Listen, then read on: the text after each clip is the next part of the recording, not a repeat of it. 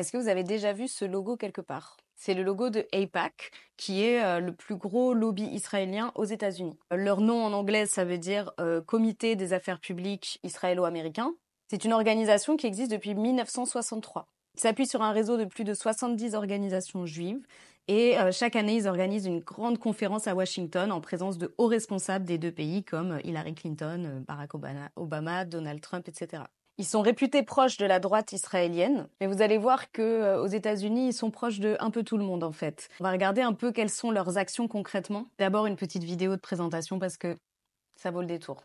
For decades, AIPAC has brought Democrats and Republicans together to strengthen the U.S.-Israel relationship. Passionate Americans have lobbied Congress to enact pro-Israel policies, and today, the alliance is closer than ever, and we aren't done. We have a vision for an even stronger U.S.-Israel relationship, ensuring Israel can always defend itself by itself, collaborating in the fields that will define the 21st century, and working together for peace and stability. The majority of Americans share our vision, and the majority of Congress is pro-Israel, but a new threat is on the rise.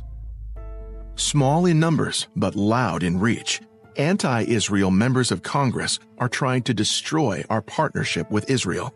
Israel has violated basic human rights. We must condition aid to Israel and end the apartheid. They are willing to tank their own party's agenda to block funding for Iron Dome, and they're not done. They're running anti-Israel candidates across the country, trying to grow their squad.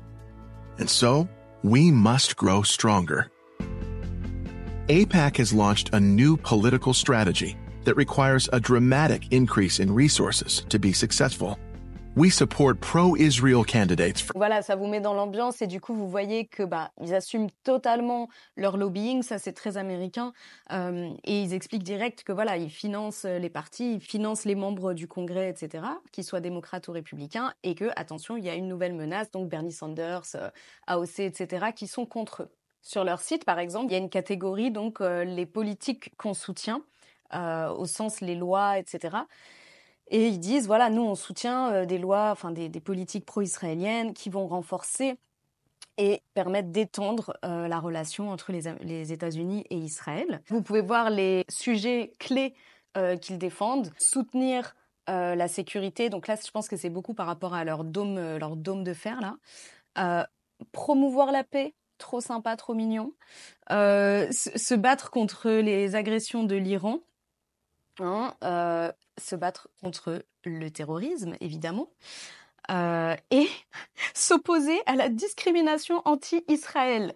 Ils n'ont pas dit l'antisémitisme, la discrimination anti-Israël. Donc, ils parlent aussi du fait qu'ils promeuvent des lois.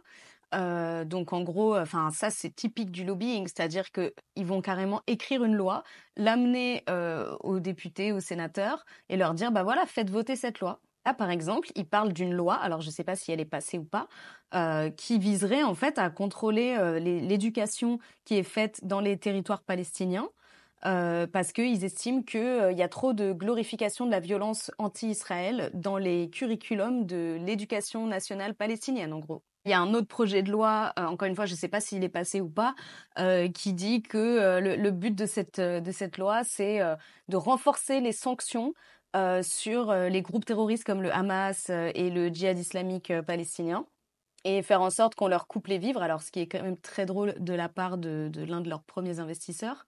Du coup, je me suis demandé, mais quel est l'intérêt des Américains là-dedans exactement? Et pour essayer de me comprendre, j'ai regardé cette conférence sur YouTube avec plusieurs activistes, notamment de Jewish Voice for Peace, etc. Et en fait, un des trucs qu'ils expliquent, c'est que clairement, les États-Unis ont un intérêt énorme parce que ça leur permet en fait d'avoir un pied, d'avoir un allié très très important au Moyen-Orient, et que pour ça, ils sont prêts à tout.